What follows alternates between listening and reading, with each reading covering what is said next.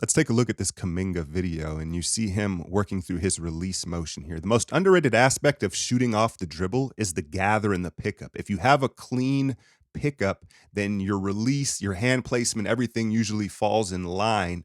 Initially, some pick and roll action into a shallow fadeaway, and then this jab crossover, the Ja Morant signature move downhill. It's a good move for him, but the key is look at the low pickup. A lot of trainers are training this now to avoid getting the ball stripped specifically from that weak side help defender. Now, he could have hopped off 2 feet here. He skips off one and continues to show that left-handed touch we saw late in the year, and then be first.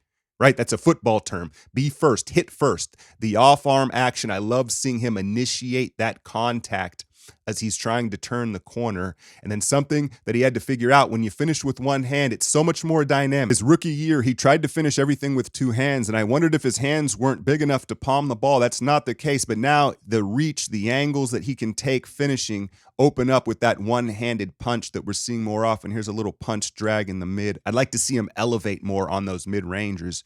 And then a tough corner 3. Now, this is something that's interesting here. I'm going to bring this back because I don't know if this applies to his game yet. With this snake dribble coming over a screen, it really applies to a guy trailing you over the top of the screen. And I think everybody's still going to go under the screens with Kuminga, at least for now. Some functional ball control stuff always needs to be done. And then here you see him touch the ground to get lower. And there's a give and take with that, because when you break your posture that much, it's harder to get back to your jump shot. But it also allows you to turn the corner and get downhill. Now some 3-point shooting on the move, something we really haven't seen yet from him. And then another low pickup and kind of a Euro step finish. I really like this move for him because guys are going to be moving really hard to stay in front of him because he's so explosive. So a change of direction, a change of pace is going to be very effective for his game. And then some of this stuff is to feed the ego, right? You got to keep the player engaged and push their skill limit. But this is something that I think is definitely functional for him. I like when you're at a standstill, if you got to create off the dribble, attacking with that between the legs split, because one, it drops your hips automatically and puts you in an advantageous position and usually angle. And then you can level change and switch your hips, which can be very, deceptive to the defender, and they don't really know when you're leaving out of there. So it's a tough position to guard at. And then again, he's going to be first to initiate the contact, but here's the key. He keeps his arm tucked. In game, he drew a lot of offensive fouls because he tends to swing the arms after. He's got to keep that tucked so it's not an offensive foul. Here he is back again in the mid-range. It looks clean, and then the jumper, what we all came to talk about. When he came out of the G League Ignite, he has a funny set point, right? It's almost right at his forehead, and he used to have a little wobble right at the end of his release. That's completely gone. The offhand is another topic of conversation. It's not ideal. He's getting it off in time.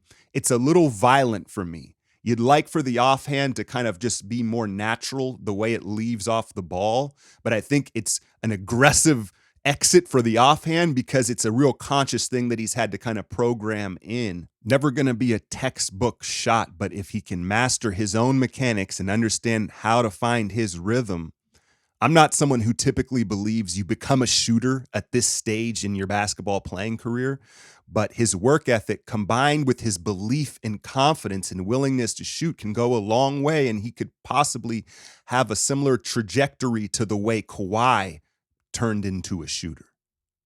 All right, just having a little fun there. I know that there's not a ton to draw from a, off-season workout video from an NBA player, but it was making the rounds on Twitter, and people, a lot of people were interested in it. So I was like, all right, let me do a little breakdown here of what my eye sees and how I'm feeling about it. And shout out to Kuminga Muse for, the link. That's why I left it in the video. You guys go ahead and follow him, or them, I should say. Yeah, man. Before I say this, I'll be clear here. Before you're in the comments trying to fire at me, I don't want to trade Kuminga. I really don't. I think the sky is the limit. I'm a fan. And what it reminds me of right now is, I'll never forget, it was going into season 3 for Antoine Jameson. It was year 3 for him, just like it's going to be for Kuminga. That preseason, he showed up and it was like, oh, like the step is being taken. It was taken that offseason. He's kind of figured out who he's going to be here. And all of a sudden, Twan was, the face of the franchise for a little bit, right? A 20-10 guy almost. And so not that they're the same player, but I feel like a huge leap is coming from Kuminga here, year 3, wherever he's at, right? And again, I don't want to trade him, but I think we all know the circumstances right now. And there is a possibility that he could be packaged as the prize to bring in a more established veteran player to help Steph in this core. I guess my question for you all is, what caliber of star or player would it take for you to be all right parting ways with Kuminga right now?